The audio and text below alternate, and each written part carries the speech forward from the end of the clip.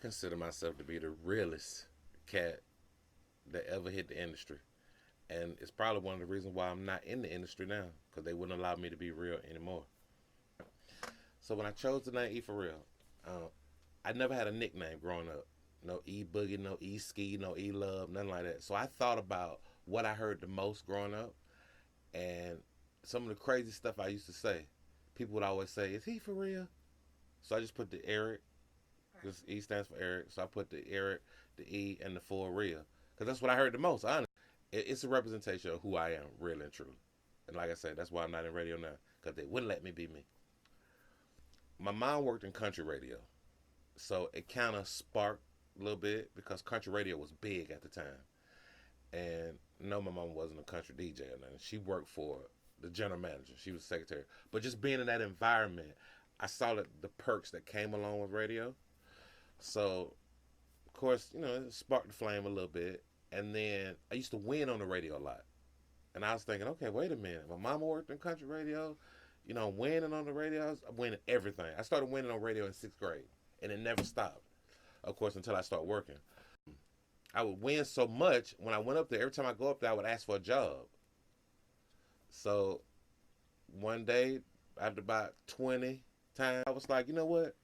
I like your persistence. Come on in next Thursday. And back then, Hot 107 or Hot 97 had a volunteer intern program. But it basically sparked, to answer the question, it basically sparked when I got exposed to my mom being in country radio and I saw the perks that came along with it.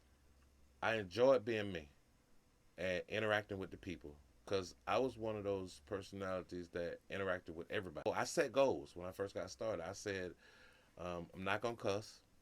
I'm not going to sing with records. And I was going to appeal to the masses, children, old people, young people, everybody, right? And that's part of being real anyway.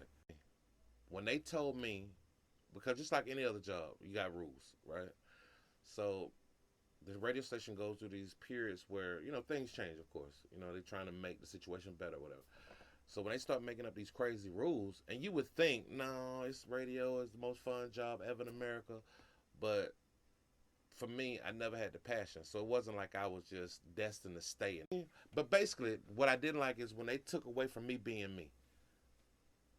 And but I enjoyed interacting with people, and of course the music. It was definitely about the music. It started to become super boring when I couldn't be me no more. Super boring. Who wants to not be them? Because a friend of mine told me, let me just add this. A friend of mine told me, he's like, E, in order for you to stay in this business, you're going to have to become political. And I'm like, what? That was my exit out. That's why I work for myself now. I don't have to be political at my company. 98, when I first got hired, November 98, I made $6 an hour for years. But I mean, the thing about it is the reward, as long as you're patient, you work hard, you meet the right people, because everything in life is about relationship. It's still a job at the end of the day, basically. Um, it's a lot of fun, but it's still just not like meeting celebrities and hanging out, and there's still work involved. In every job I've ever had, I believe in taking something with me. The voiceover started because I never got to shout out Ramona the Bro and Poon Daddy. If you remember Chris Love and Poon Daddy. Okay, so Ramona came to me and she said, E, you have a nice voice. You should consider, doing voiceovers, on the side. And she says to me, I paid off my first car. Ramona said to me, and that light went off. And then Poon Daddy gave me the opportunity because he didn't like to do his work. Ramona put it in my head, and then Poon Dad was like, do my work for me, and I got you years because my company started in '03.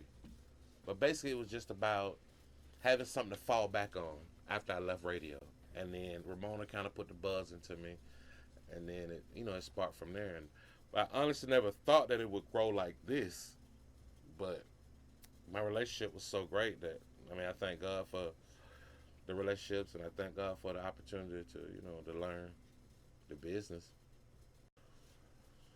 I try to be real in everything that I do. It's I don't think nobody can take it away from me. Other than that, I don't know. I don't know. What you see is what you get. You know me.